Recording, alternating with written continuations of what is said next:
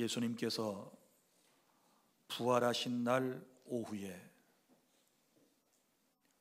두 사람이 예루살렘에서 약 25리 정도 떨어져 있는 엠마오라고 하는 동네로 가고 있었습니다. 이 두 사람의 모습에서 밝은 모습은 찾아볼 수 없었습니다. 그들의 모습은 지쳐 있었고 그들의 모습은 너무나도 어두워져 있었습니다. 두 제자의 이름을 한 사람을 글로바라고 성경은 기록을 하고 있습니다. 그럼 이 두 사람이 부활절 오후에 무슨 이유로 예루살렘을 떠나서 엠마오라고 하는 곳으로 내려가고 있을까요? 그 이유를 오늘 성경에서 찾아낼 수 있는데, 먼저는 자신들의 기대대로 모든 일이 되지 않았기 때문입니다. 무슨 이야기인가 하면 이 두 사람은 예수님의 제자 그룹에 속한 사람들이거든요. 그동안 주님을 따라다녔습니다. 그리고 주님의 말씀을 들었습니다. 그런데 그들이 주님을 믿고 따르는 데는 분명한 목적이 있었습니다. 오늘 본문에 기록한 대로 그들은 예수님이 자신들을 속량할 자라고 믿었습니다. 더 쉽게 풀어서 얘기하면 당시에 이스라엘은 로마의 압제하에 있었습니다. 정말 날마다 힘들고 어려운 하루하루를 살아가야 했습니다. 그런데 예수님께서 오신 거거든요. 그 예수님에 대하여 많은 기대를 했습니다. 어떤 기대를 했는가 하면 바로 이스라엘을 저 로마의 압제하에서부터 구원해 낼 그러한 위대한 선지자로 믿었던 것입니다. 그런데 자신들의 기대와는 달리 예수님께서 원수들에게 붙잡혀서 저항도 하지 아니하고 아무런 힘도 발휘하지 아니한 채 그 어떤 능력도 행하지 아니하고 사람들에게 붙잡혀서 고난을 당하고 마지막에 십자가에서 피를 쏟고 죽는 그 모습을 보고 이 사람들의 꿈은 와르르 무너 내린 것입니다.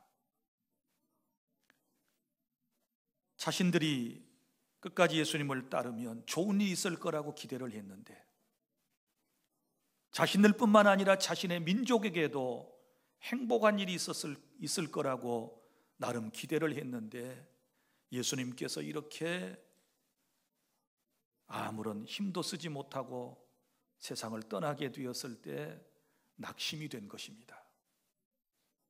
그래서 그들은 지금 예루살렘을 떠나서 엠마오로 내려가고 있는 것입니다. 오늘 교회 안에서도 우리들 가운데서도 이런 사람이 있었고 또 이런 분들이 있을 수도 있습니다.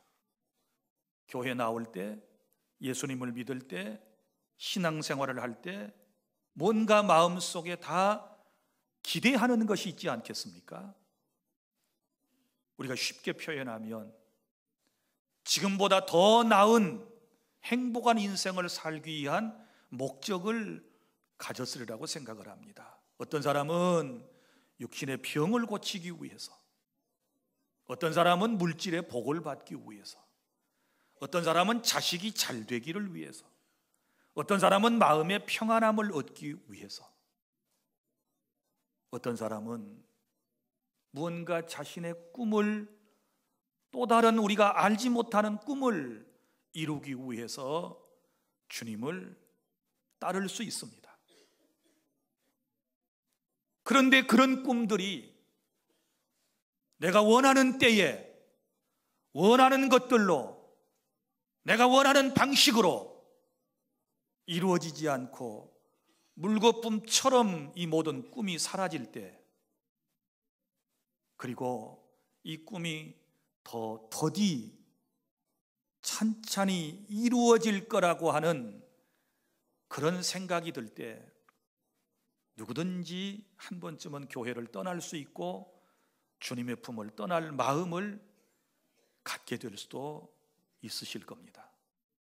오늘 이 말씀을 들으면서 이미 거기까지 와 계신 분들도, 그런 기로에까지 와 계신 분들도 우리 가운데 있을 수 있습니다. 그래서 지금 이 두 제자는 주님을 따르려다가 자신들의 꿈이 물거품 되었다고 생각을 하고 지금 예루살렘을 등지고 엠마오로 내려가고 있지 않습니까? 어디 그뿐이겠습니까? 이 사람들이 내려가는 이유 가운데 또 하나는 바로 본인들의 믿음이 연약했기 때문입니다. 무슨 얘기인가 하면 내려가면서 쭉 하는 얘기를 들어보면 이런 얘기입니다. 부활절 아침에 있었던 이야기를 이미 들었습니다. 주님을 사모하고 사랑하는 마리아와 막달라 마리아와 또 다른 마리아가 예수님의 무덤에 갔더니 예수님의 무덤은 비어 있었고 천사들이 하는 말이 그가 살아나셨다 라고 하는 이야기를 들었습니다. 그리고 또 자기들과 함께 하던 사람들 몇 명이서 또 직접 예수님의 무덤에 가서 예수님의 빈 무덤을 목격했다라는 얘기를 또 들은 것입니다. 그러니까 무슨 얘기인가 하면 그날 이른 새벽에 예수님이 부활하셨고 예수님의 무덤은 빈 상태로 있었다는 것을 이미 전에 듣고 알고 있는데도 불구하고 지금 엠마오로 내려가고 있습니다. 여러분, 이런 사실들을 정말로 믿었다면, 예수님이 죽으셨다가 다시 살아나셨다는 사실을 정말로 마음속에 확신했다면 절대로 예루살렘을 떠나지 않습니다. 예수님이 어디에 계신가를 수소문해서 그 부활하신 주님을 만나기 위해서 주님을 찾아다녔을 것이 뻔하지 않겠습니까? 그런데 이미 예수님의 빈 무덤을 확인하고 돌아온 사람들, 예수님이 부활하신 것을 목격한 사람들의 이야기를 듣고도 그것을 사실로 받아들이지 못했기 때문에 지금 엠마오로 가고 있는 것입니다. 나중에 이 사람들은 이제 예수님에게 책망을 25절 26절에 보면 받습니다.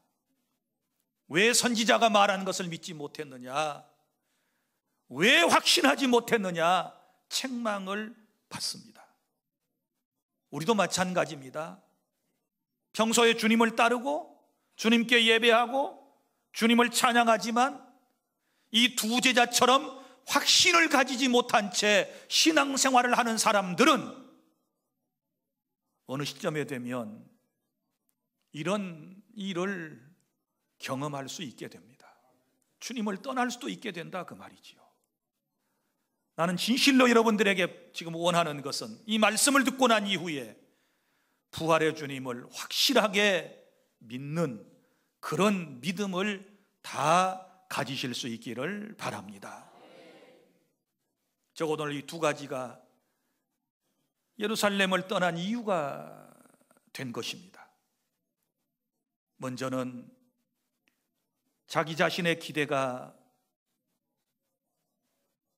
허물어졌기 때문에, 그리고 또 하나는 확실한 주님에 대한 믿음을 갖지 못했기 때문에 주님의 말씀을 기억하지 못하고 그들은 엠마오 길로 가고 있었습니다. 그런데 보십시오. 그런 두 제자의 모습을 성경은 이렇게 기록을 하고 있습니다. 두 사람이 내려가는데 슬픈 기색을 띠고 갔다, 이런 표현이 나옵니다. 너무너무 그들의 모습은 어두운 모습이었습니다. 17절에 두 사람이 슬픈 빛을 띠고 머물러 서더라. 여러분, 고향으로 돌아갔을는지 모릅니다. 예루살렘에 올라올 때 큰 꿈을 가지고 왔는데 그 꿈을 이루지 못하고 고향으로 돌아가는 사람들의 발걸음이 여러분 무슨 기쁨이 있고 무슨 밝은 표정이 될 수 있었겠습니까? 그런데 여러분, 정말 안타까운 것은요, 주님께서 먼저 찾아오셨지 않았습니까? 부활절 오후에 이 두 제자에게 예수님께서 먼저 찾아오셨어요. 그리고 그들과 지금 동행하시면서 그들과 대화를 나누심에도 불구하고 이 두 제자가 눈이 가리워져서 예수님을 알아보지 못하였다라고 성경에 기록을 하고 있습니다. 이것이 안타까운 우리들의 모습입니다. 항상 주님이 우리를 먼저 찾아오시거든요. 에덴 동산에서도 우리의 시조인 아담과 하와가 범죄했을 때에도 하나님께서 먼저 찾아오셔서 아담아 아담아 하고 부르셨는데, 우리 예수님께서도 죄악된 세상에 우리를 구원하시기 위하여 우리에게 찾아오셨고, 그리고 부활하신 주님께서도 사랑하는 제자들을 먼저 찾아주시는 모습을 볼 수 있게 되지 않습니까? 주님께서 부활절 오후에 이 두 제자에게 찾아주실 뿐만 아니라 또 예수님께서 십자가에 못 박혀 피 흘려 죽으셨을 때에 그 모습을 바라보고 또 낙심했던 다른 제자들은 다 어디로 갔습니까? 그 사람들은 이미 갈릴리 해변으로 갔습니다. 다시 물고기를 잡고 있었다는 걸 우리가 잘 알지 않고 있습니까? 그런데 주님이 그들에게 또 찾아가시지 않습니까?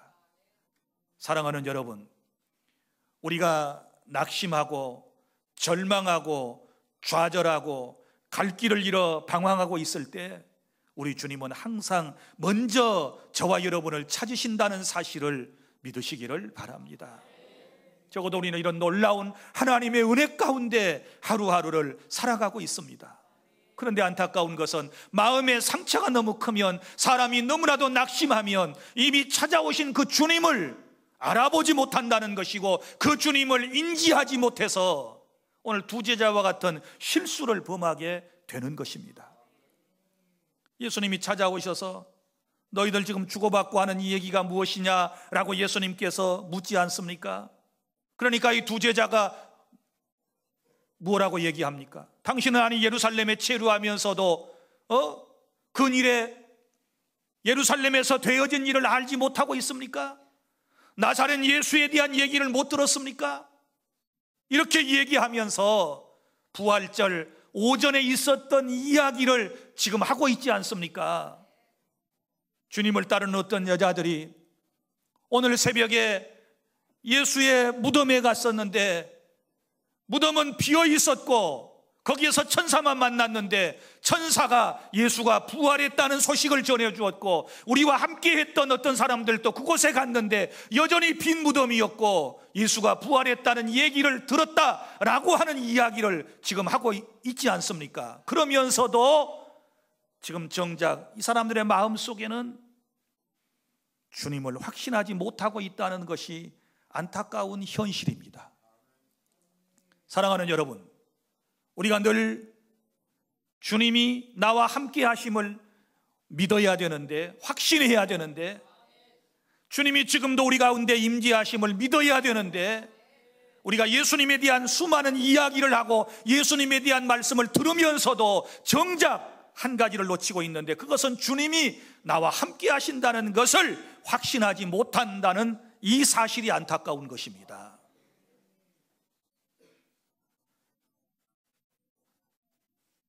그러니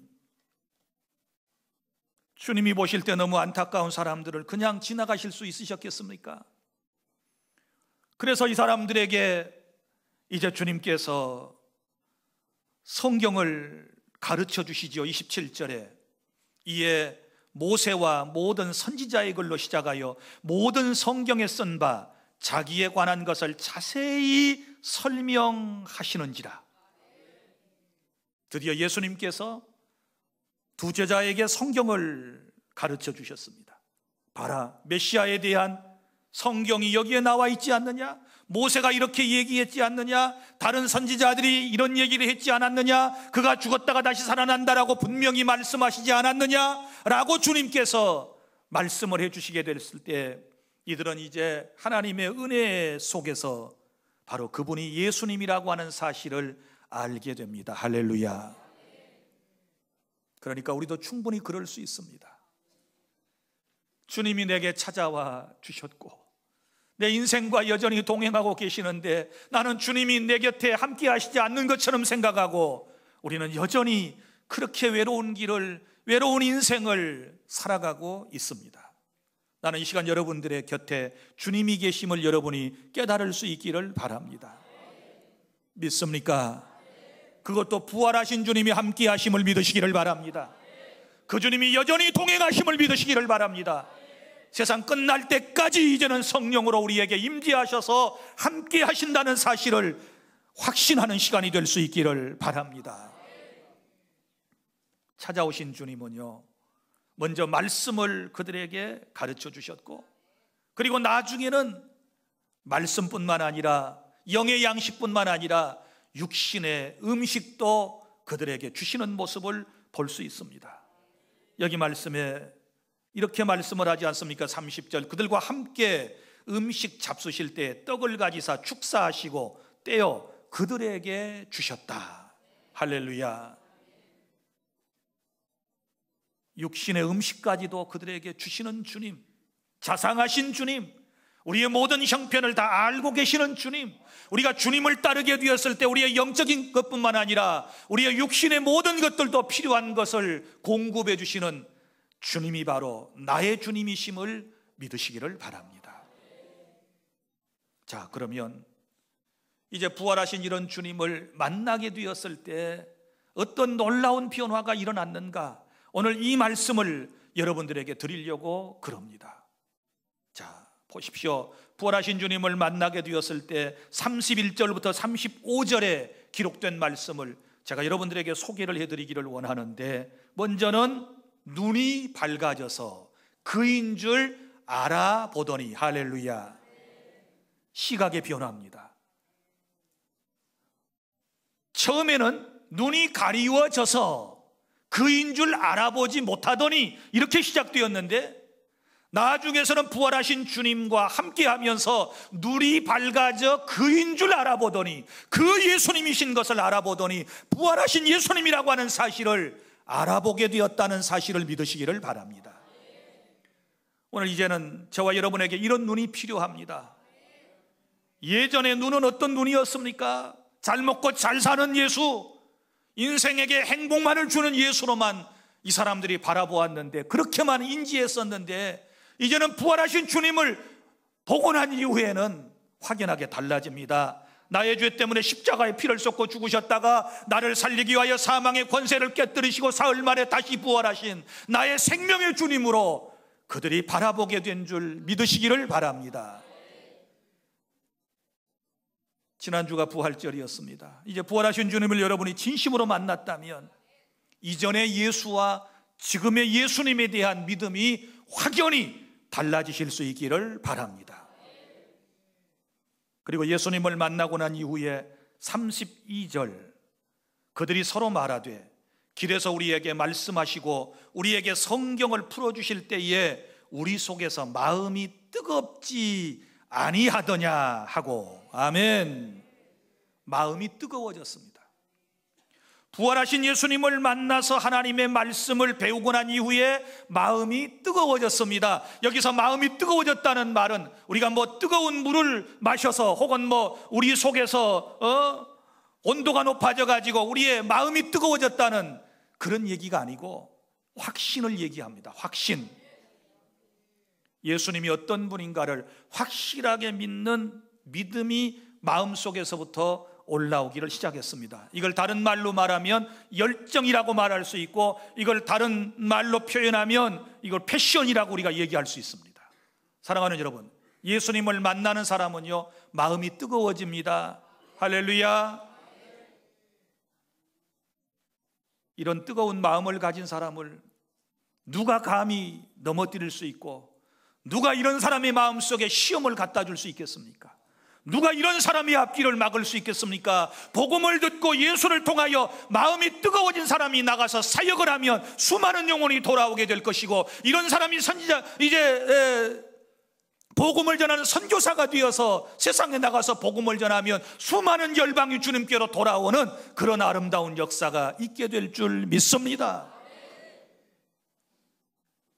예수님을 믿어도 마음이 뜨거운 사람이 있고 냉랭한 사람이 있습니다.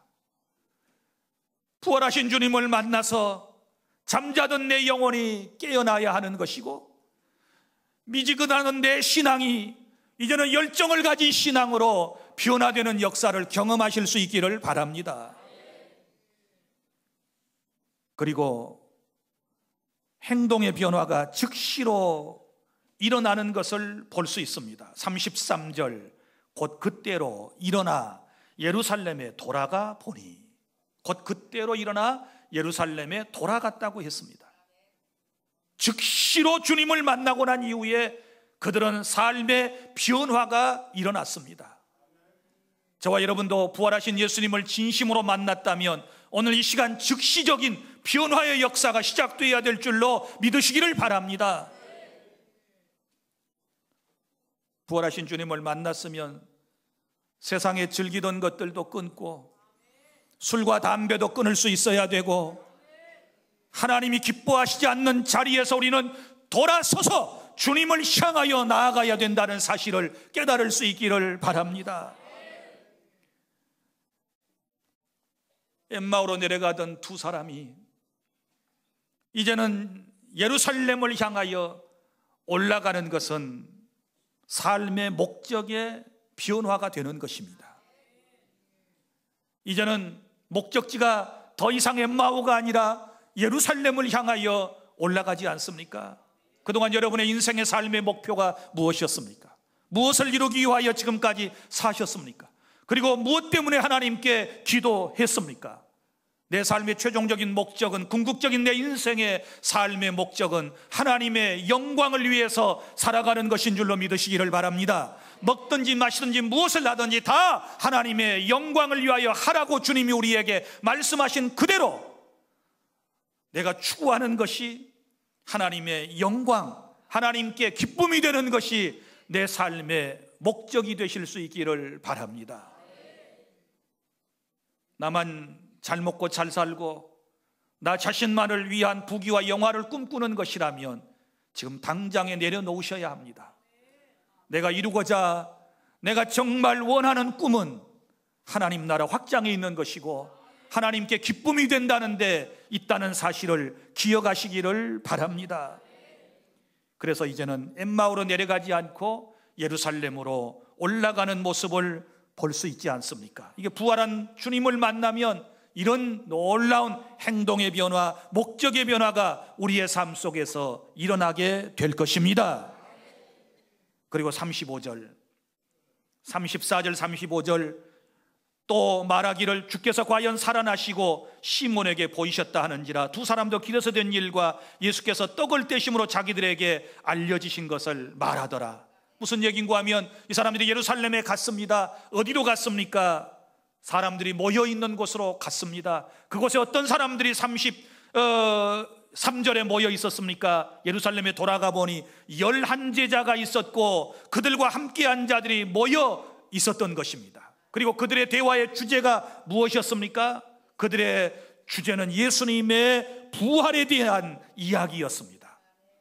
예수님의 부활을 얘기하기를 주께서 과연 살아나시고 시몬 베드로에게도 보이셨다 하는지라. 그러니까 사람들이 그 얘기를 하고 있었던 것입니다. 그래서 올라갔던 이 두 사람도 그곳에 끼어들어서 자신들도 얘기를 하는 겁니다. 무슨 일을 했습니까? 두 사람도 길에서 된 일이고, 길에서 어떤 일이 있었습니까? 부활하신 예수님을 만났던 것입니다. 그리고 예수님께서 떡을 떼어 자기들에게 주셨던 것도 그곳에서 이야기를 했습니다. 자기들에게도 알려주신 것, 보여주신 것에 대하여 그곳에서 말할 수 있었습니다. 언어의 변화입니다. 지금까지 여러분 무슨 얘기를 하고 사십니까? 여러분들의 대화의 주제는 무엇이었습니까? 이제는 쓸모없는 그런 인생들의 대화를 버리고 이제는 우리의 대화의 주제는 예수님에 대한 말씀이어야 된다는 사실을 기억하시기를 바랍니다. 사랑하는 주 안의 성도 여러분, 부활하신 주님을 만났더니 시각의 변화와 마음의 변화와 행동의 변화와 목적의 변화와 언어의 변화가 일어난 것처럼 오늘 저와 여러분에게도 이런 놀라운 은혜가 있기를 바랍니다. 여러분, 교회 공동체가 무엇인지를 다시 한번 우리에게 일깨워주는 본문의 말씀이기도 한데, 교회 공동체는 예수님의 이야기로부터 시작되었다. 예수님의 십자가의 죽음과 예수님의 부활 이야기로부터 교회가 시작되었다. 모이는 사람들이 다 예수님이 살아나신 그 얘기를 간증하고 본 얘기를 얘기하고 들은 얘기를 서로 나누는 바로 그런 곳이 교회가 되었다라는 사실을 기억하시고, 이제부터 우리 교회가 추구해야 할 것은 예수님에 대한 이야기로 충만해야 될 줄 믿습니다. 로비에 모여서 335 짝을 이루어서 얘기하는 분들, 세상의 잡다한 이야기를 피하고 이제는 예수님에 대하여 더 많은 말씀들을 나눌 수 있기를 바랍니다. 우리의 모든 남녀 전도의 기관과 각 셀에서 모일 때도 오직 예수님만 주제가 될 수 있기를 바랍니다. 다른 얘기 가지고는 인생을 변화시킬 수 없습니다. 다른 이야기를 가지고는 인생이 행복해질 수 없습니다. 부활하신 예수님에 대한 이야기를 해야 그 이야기를 듣는 사람들이 변화가 일어나는 것이고, 그 이야기를 하는 사람이 행복할 수 있는 것이고, 그 사람이 곧 자기 자신에게 주신 하나님의 사명을 감당해내는 일이라고 하는 사실을 깨달을 수 있기를 바랍니다. 교회 공동체의 목적은 물질보다 하나님의 말씀을 먼저 나누는 것입니다. 교회를 나누는 공동체라고 그러는데, 나눈다 그러면 여러분들은 먼저 어떤 선입견을 갖는고 하면은 물질을 나눌 거라 이렇게 생각을, 물론 그렇습니다. 사도행전에 나타난 초대교회의 모습을 보면 물질을 서로 나누지요. 그러나 그 전에 있었던 것은 말씀을 나누는 것입니다. 말씀을 나누고 그 다음에 물질을 나누고 우리의 모든 것을 함께 나누는 공동체가 교회임을 믿으시기를 바랍니다. 예수 없이 나누기만 하는 공동체는 인간의 자선 단체에 속하는 것이지 신령한 하늘 공동체에는 속하지 않는다는 사실을 기억하시기를 바랍니다. 사랑하는 주 안의 성도 여러분, 부활하신 예수님을 만나기 전에 신자의 모습이 여기 두 제자의 모습이고 곧 우리의 모습입니다. 주님을 평소에 만났었고요, 살아생전에 만났었고, 주님에 대한 이야기를 들었고요, 가르침을 충분히 배웠습니다. 그런데도 불구하고 이렇게 흔들렸던 것은 진정한 부활의 예수를 못 만났기 때문에 흔들린 거예요. 다른 제자들도 마찬가지예요. 부활하신 예수님을 만나고 난 이후에는 더 이상 주님을 떠나지 않습니다. 더 이상 주님을 배신하지 않습니다. 부활하신 주님을 만나고 난 이후에는 예수님의 이름을 위하여 죽습니다. 우리 이런 믿음을 갖기 위해서 노력해야 되지 않겠습니까? 부활하신 주님을 만나고 이렇게 달라져야 주님이 우리 교회를, 저와 여러분을 기뻐하시지 않겠습니까? 사랑하는 주 안의 성도 여러분, 말씀을 맺습니다. 낙심하고 좌절하고 믿음이 흔들려서 주님을 포기하고 교회를 포기하고 세상으로 자꾸 내려가려고 하고 있는 우리에게 주님이 찾아오셨고, 아니 이미 저 세상을 향하여 한참 내려가고 있는 두 명의 제자와 같은 저와 여러분을 주님이 찾아오셨습니다. 이 주님을 만나 다시 모든 것이 회복될 수 있기를 바랍니다. 엠마오가 아니라 주님 바라보고 예루살렘으로 올라가시기를 바랍니다. 그래서 다시 한번 확신을 가지고 세상을 두려워하지 말고 부활 신앙을 가지고 세상에 나가 승리하는 저와 여러분 되실 수 있기를 바랍니다. 기도하겠습니다.